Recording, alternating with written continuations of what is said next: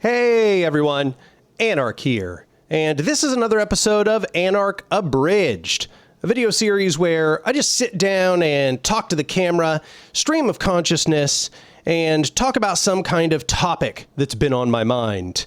And the topic that's been on my mind is the left needs to take accountability for its failures. And I'm going to probably talk about this in a few different videos, but the topic specifically that I want to discuss today is that we need to stop being risk averse, and we need to be capable of overcoming hurdles when they occur. So the reason I bring this up is because running an anarchist YouTube channel, having a strong focus on organization, people are always asking me what they can do, how can they get involved? And I find that a large majority of the time when I do this, they have all kinds of excuses as to why they can't do the things that are being described. And I could go into all kinds of psychological reasons why I think this is the case, but it's sort of irrelevant what those reasons are, because when it comes down to it, there is only one way out of that problem, and that is the left has to learn to stop making excuses for why they cannot do what is necessary. So let me clarify what I mean by that. So much of the time when I recommend something to somebody, what they have to do, they present a hurdle. And the hurdle is real. It's not as if they're presenting a false hurdle most of the time. But the thing that always strikes me is that they present the hurdle as if it is absolutely unable to be overcome. And it never, ever is unable to be overcome. It's always something that with enough bravery, with enough effort, with enough getting outside of their comfort zone, that they absolutely would be able to overcome that hurdle. But I noticed that as soon as a lot of people confront a hurdle, it's as if it is an infinitely tall wall to them. They don't look at it as something that can be solved. They look at it as something that is just this eternal roadblock. And like I said, I think psychologically, this probably has something to do with the fact that they just don't want to put in the effort. So that hurdle becomes an excuse, and they're not looking for ways to overcome it. If you present ways to overcome it, they often get upset. You are pushing back against their preconceptions about that hurdle and about their ability to overcome it, and they don't like it. So what I find is a lot of the time, their excuses revolve around, well, that's dangerous, or that sounds too hard, or, well, that's going to take all of this effort and I just can't put in that effort. And some of those things could be valid. I mean, obviously it is the case that some people just aren't going to have the capacity, the free available energy to carry out the things that are necessary. But I think we can all agree that we are entering very, very dangerous times, and the left has so far failed its historic mission to create a mass revolutionary movement that will transform society, whether that is through prefiguration or whether that is through a mass armed coup. We have failed at both of those.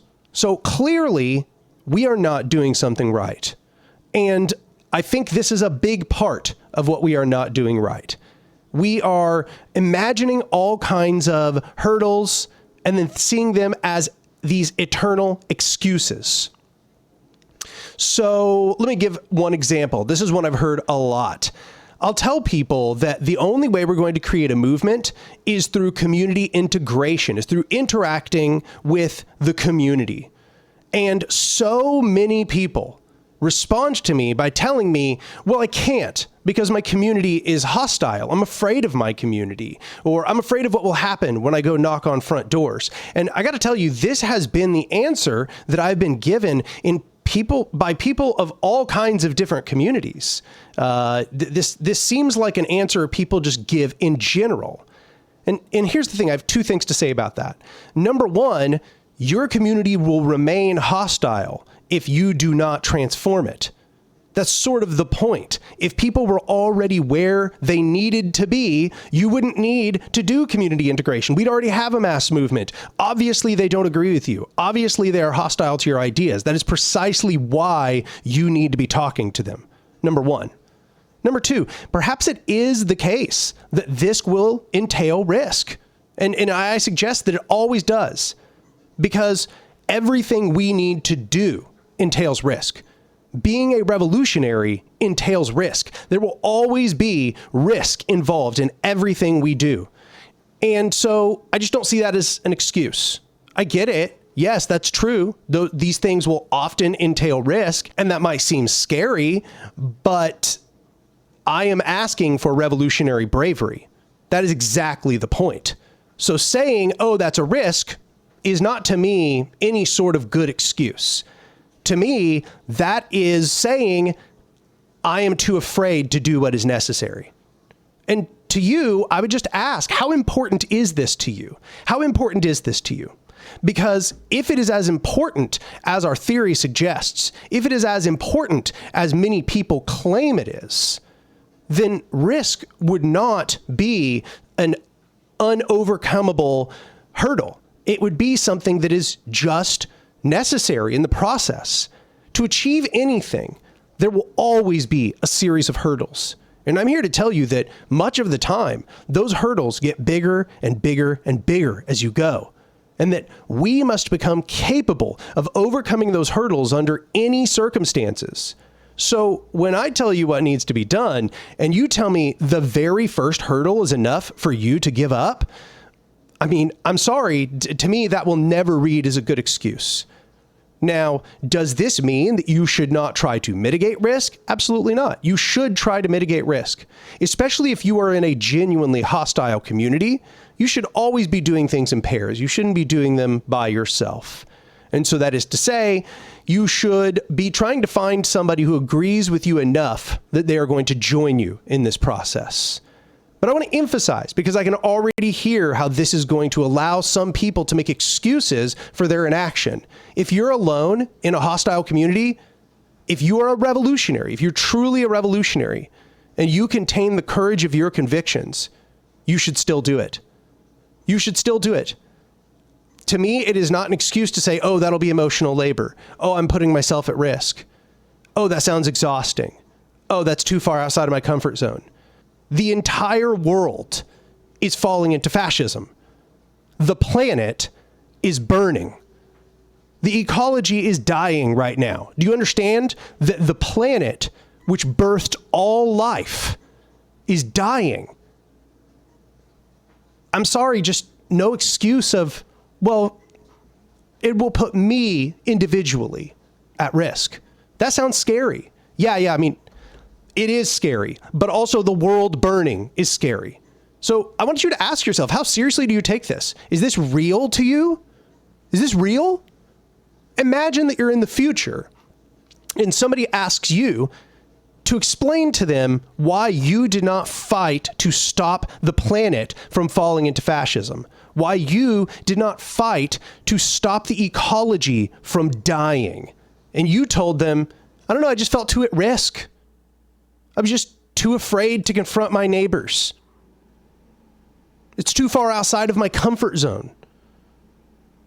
Do you think that that future human would consider that a good excuse? Do you think that they would go, oh, okay, understandable. Understandable. The whole planet died and fascism took over the whole planet. But yeah, understandable. That was too far outside your comfort zone. Good point. Good point. No, absolutely not. There isn't a good excuse. You need to do what is necessary. Period. End of story. So that means that you need to stop seeing hurdles as walls. You need to start seeing hurdles as part of the process. This is why the Stoics often say that the obstacle is the way, because you have to continually overcome obstacles to get to your goal. And if you see obstacles as walls, then you're never going to get to your goal. Guaranteed, 100% guaranteed. Furthermore, you will grow through overcoming those hurdles. You will grow by confronting your fear of other human beings. In the process of interacting with them, you will come to develop bravery. You will develop the bravery which is necessary. And in that process, you will become an actual revolutionary. Because just saying that you're a revolutionary, just saying that you support revolution, that's not nearly enough. That's not 50% of enough. That's not 1% of enough. Spreading ideas is good, but what we need is 10,000 people doing the thing to one person spreading the ideas. It's absolutely not going to work in the opposite way, because that's what we've got right now. What we've got right now is 10,000 people saying they support the thing to every one person doing the thing. We need the exact opposite ratio. That's never going to work. That's never going to produce change. And so I'm pleading with you, the person who's listening to this, to stop making excuses for your inaction, to stop making excuses for why you can't do what is necessary. When you think of a hurdle to action, I want you to not go, okay, cool. That means I don't have to do anything. I guess I can just sit back and feel sad about everything. No. When you think about that hurdle, you need to spend all of your time figuring out how to overcome that hurdle under absolutely any circumstances necessary. The worst conceivable circumstances, you still need to be asking how to overcome the hurdle. Because I swear to God, y'all have no idea what kind of regret you are going to feel in the future if you let your excuses lock you into inaction. The regret you will feel after everything gets worse will be debilitating. And you really need to ask whether you want to live with that regret. Do you want to live with the regret of letting this happen? I don't. That's why I keep doing this. That's why I keep pushing myself outside of my comfort zone. Today, I didn't want to record this video. I didn't want to record it. I was just not in the mood. Today I wanted to relax. Today I wanted to do other things. I wanted to, do chores. I wanted to do errands. I wanted to pay bills, anything but record this video. Do you understand? I had every excuse in my mind. But I rejected all of those excuses. I said no to all of the temptations that would have led me astray from doing what is necessary. I need y'all to take on that attitude. I'm not that special. You can do what I'm saying. And let me also emphasize that if that feels foreign to you, if you haven't done that before, just understand that that can change. I haven't always been this way. It's a developed behavior. You have to understand it's a habit that you can cultivate in yourself.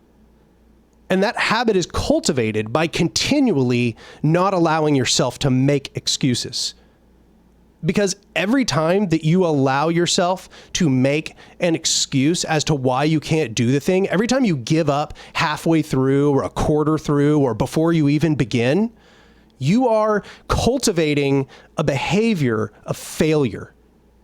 You are cultivating a behavior that is, in a sense, counter-revolutionary, because that behavior leads to us failing. It leads to the success of fascism. You need to learn to start saying no to the things that are getting in the way of you doing what is necessary.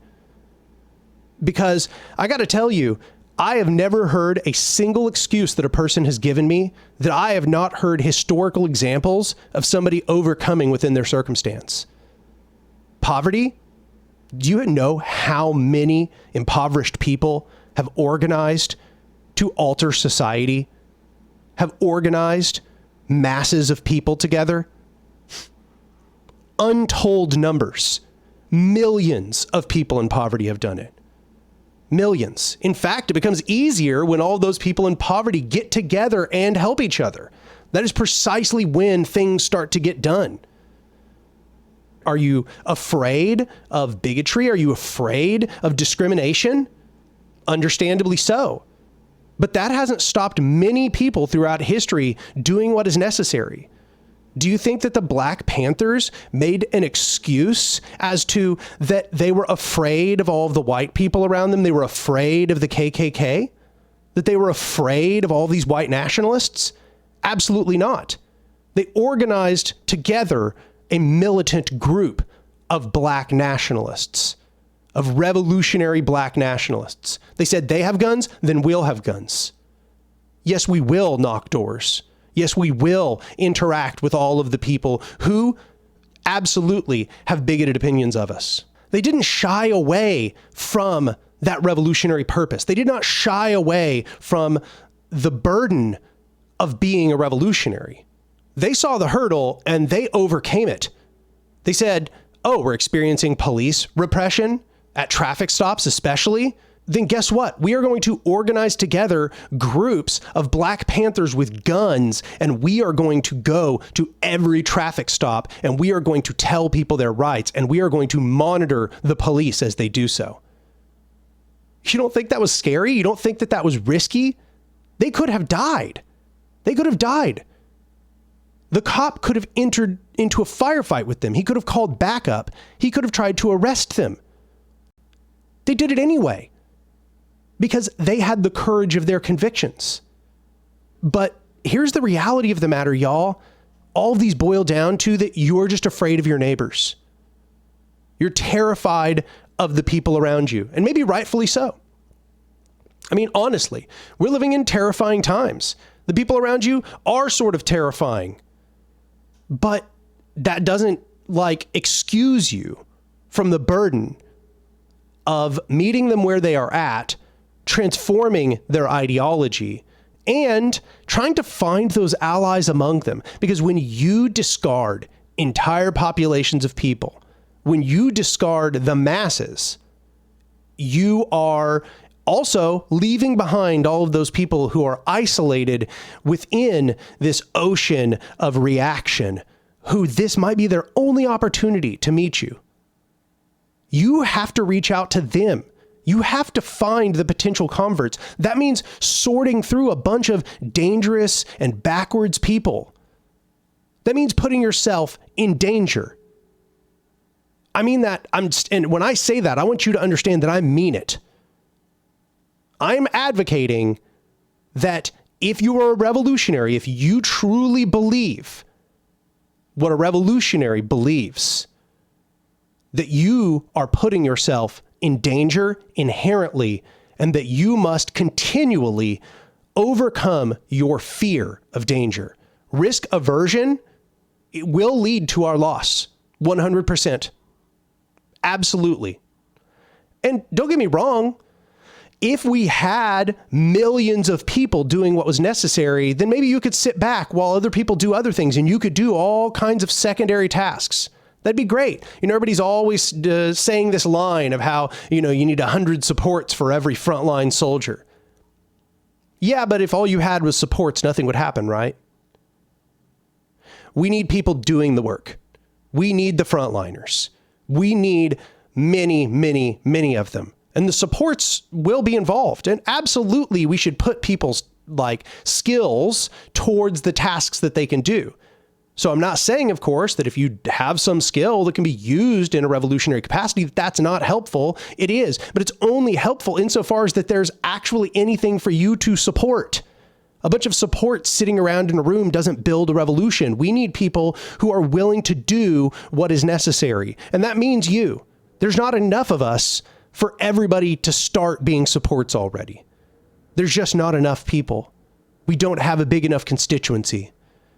We need the people who are going to commit themselves to militancy, who are going to commit themselves to risk.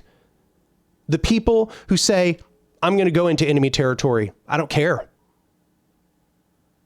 That's the inherent nature of what has to be done.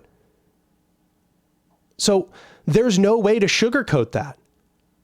And I sympathize so much with so many of the hurdles that y'all bring up.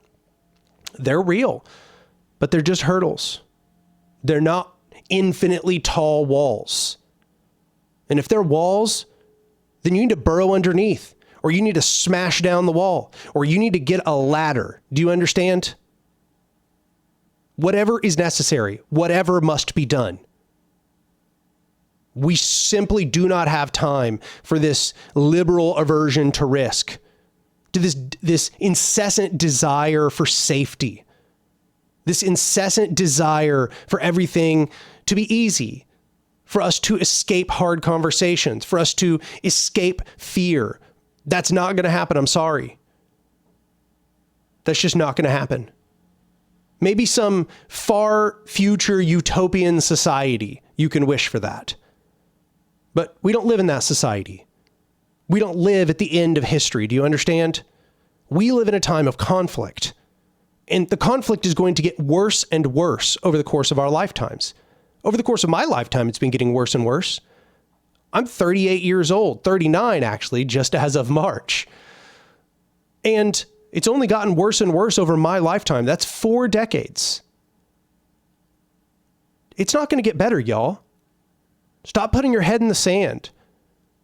Stop hoping for this liberal dream that we can just have a civil society where everybody's safe all the time and there's no risk involved and you get to live without stress and you get to live without concern. You get to live without fear. That's not real. That's a delusion of a liberal society, because liberal society believes this is the end of history. So they think you can have all of those things. They think that you can completely avoid conflict. You can completely avoid the necessary hurdles. You can't. That liberal delusion is a delusion. Say what you will of conservatives, but they recognize that. Conservatives know that the state and capital, as it stands, won't be this way forever. That societies fall apart. That civil wars happen. That there are conflicts between peoples. And they want the worst things out of that. They want the conflict because they want the power to oppress others. But they're not wrong that things devolve into conflict on a long enough timeline. Especially given that we live in a society that is hierarchical. We live in a society where hierarchical power structures have been proliferated throughout all nations on earth. And wherever there are hierarchical power structures, there will be conflict. They may pretend that they can stay in this static point of view for however long history goes on. They may pretend that they can bring this eternal peace, but it's not real. It just absolutely is not real. Hierarchy creates conflict. Hierarchy creates violence. And insofar as you live in a hierarchical society, you do not get to escape that cycle. You may want to. You may desire to fuck off to the wilderness all by yourself, but it will come for you eventually. That wilderness is being raised as we speak. What part of society anymore is off on the margins where nobody sees you, where there's no roads, where there's no infrastructure, where the state's influence does not reach, where capitalism does not reach? I contend to you that that is a vanishingly shrinking portion of this planet. There's nowhere to escape. Risk aversion is suicidal. Not only to yourself and whatever oppressed group you're part of, but to the planet. Think about it. If you just keep running, you keep running to every new untamed wilderness, but they just keep cutting back more and more wilderness. They keep destroying more and more of these unmapped places. They just keep mapping and controlling and exploiting and extracting everything on Earth, piece by piece by piece. Eventually, there will be nowhere for you to hide. And then what will you do? You'll have cultivated none of the skills to defend yourself. You'll have cultivated none of the connections and none of the community bonds, which would actually keep you safe, which would actually allow you to fight back. And then I contend it would be far too late. You ran away from conflict too many times. You desired your own peace too many times. It was pathological. It damaged you and it damaged all of society. It damaged the entire ecology because you kept running away from your problems. So that is not a solution, y'all. It is absolutely not a solution to drop out and tune out. That's what the hippies did. Did it work? Did it work? No. It's great to create these little islands where you're surrounded by people you feel safe with, where you feel as if this is a healthy place, this place builds you up. Those things are still good. I'm not saying don't build those, but that can't be it. It is not just about you having an enjoyable lifestyle. So much of what needs to be done will require you to sacrifice of your pleasure and comfort and safety and happiness. It will be exhausting. It just absolutely will. I don't know how to tell you anything otherwise. That's just the fact of the matter. It is exhausting to do what is necessary. And once again, this does not mean don't seek time for rest. You have to have time for rest. You do. Rest is what will allow you to keep going. As I said in many previous videos, this is a marathon, not a sprint. Okay. So when I say all of this, I don't mean just pedal to the metal, burn yourself out and then collapse and, be useless. That's not what I'm saying, because that won't work either. If we are thinking in a way which is utilitarian in this sense, which recognizes what must be done and that we are part of that process, then we also require rest. We have to upkeep ourselves. But you also have to understand that sometimes that's not going to be possible for long stretches of time. And you need to learn how to push yourself through those states of exhaustion without burning out. You have to learn how to feather the pedal at the time when you need to draw back a little without completely tuning out.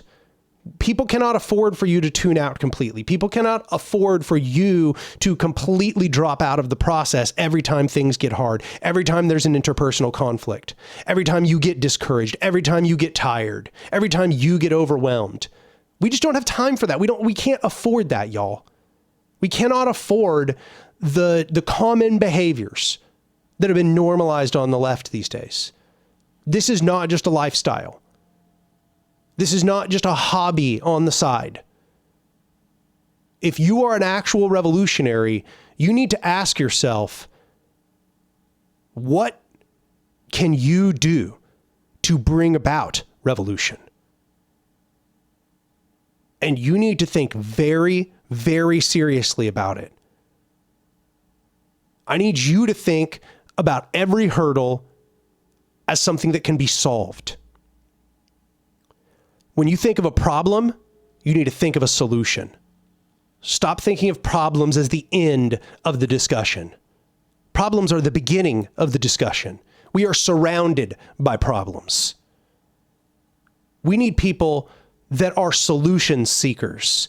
We need people who are problem solvers.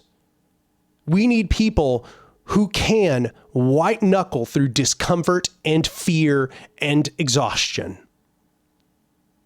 That's the fact of the matter. Once again, this doesn't exclude the necessity for actual self-care, which is to say maintenance. But stop trying to convince yourself that all of that rest is maintenance, because not all of the rest you're doing is probably maintenance. Not all of what you're doing to prevent yourself discomfort and fear is actually doing you any benefits. In fact, this is one of the things I've discovered in life, is that often I will be giving myself necessary rest. I do need rest like everybody else. And it'll be a day, 2, 3, 4 days of rest, whatever might be needed. But at a certain point, it just becomes bed rotting. It's not rest anymore. And it's not making me feel better. And I'm not feeling regenerated. In fact, it kind of seems like it starts to sap my energy. It starts to make me feel more exhausted. It starts to make me feel as if I don't have the capacity to solve my problems. And things start to fall by the wayside. Chores stop getting done. The videos on the channel perhaps don't come out as often. I don't write as much as I need to be writing. I don't get to video production as much as I need to. And those things make me more depressed. They make me feel like I have less energy. Now I feel overwhelmed on top of it. So you also need to understand that there's a limit to how much that rest actually benefits you. At a certain point, you are resting while the world burns, and you need to stop at a certain point when you recognize that you have turned over into that. Because here's the thing, in the days when I genuinely need that rest and I'm getting it, it feels great. It feels wonderful. I feel so good. And then all at once, there comes a day where I wake up and I'm still doing the rest thing, but I'm not feeling that anymore. Now I'm feeling kind of stressed, and I'm feeling kind of overwhelmed. And that's when I know it's over, that rest is over, and it's time to get back to the things that need to be done. So much of what we need to do is develop discipline and commitment. It reminds me of this Akira Kurosawa interview where he's talking about how modern writers just give up halfway through the process. And then they ask for writing advice. And he says his advice is to finish what you start. あれはこう癖っていうか平均で書けるようにならないと退屈な作業が。でそれ一日黙って朝から座って少なくともね2,3枚は書けるよ。どうあれしたって、それ積み重ねてきゃね何百枚になるわけでしょ。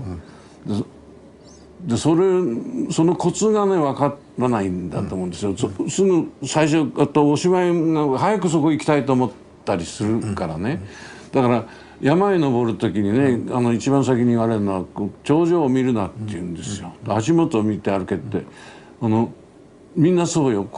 であれコツコツコツコツ上がっていくうちに上行くんでね、上見てたらねくたびれちゃって、それと同じじゃないかしらね。だからやっぱり書くためにはそれに慣れることだし、そういう苦痛であることを苦痛でないように、それがもう習い性になるように努力しなきゃなんないしね。どうもね大抵投げ出しちゃうんだよね。でね助監督なんか言ってんだ、いっぺんでも本投げ出したらおしまいだぞって言うんですよ。いっぺん投げ出したらね癖がついちゃうの、苦しくなるとそこでやめちゃうんですよ。おしまいまで絶対書けって言うんです。この曲がりなりにはね最後までは。途中で苦しくなっていっぺん投げたらもう絶対ダメだぞと、なんか苦しくなっちゃうと投げちゃうんですよね。That's exactly what we have to keep in mind. That's not just true for writing. That is true for absolutely everything in life. You need to finish what you start. You need to commit yourself to the things that you take seriously. Right now, if you have a bunch of projects on the back burner, go to the one that is almost done and finish it. And after that, go to the one that is almost done after that and finish it. And do that over and over and over until you get through your backlog of things that you have not finished. That is absolutely one of the best forms of self-care you can do. I guarantee you will feel so much happier when you start finishing those things. You'll feel so much happier. Your energy levels will spike. You will feel fulfilled. But you can only achieve that if you commit yourself to the tasks, whatever they are. If that's an art piece, if that's an organizational project, whatever it is, you need to learn to finish what you've started. Because if you don't learn to finish what you've started in all parts of your life, you're probably not going to finish what you've started in your organizational life.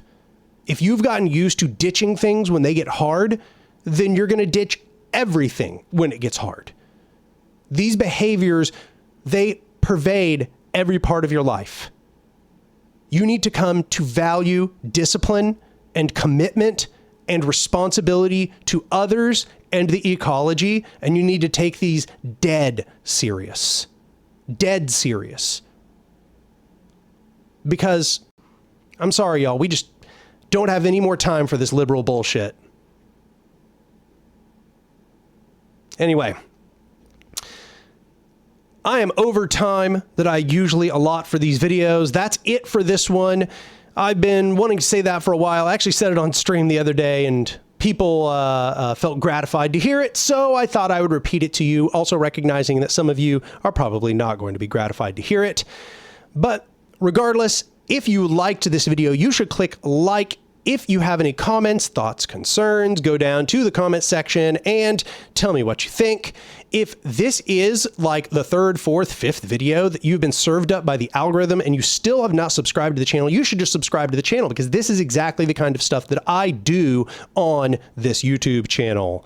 Also, if you value the work that I'm doing on this YouTube channel, I just want to remind you that there are numerous ways that you can compensate me for this work.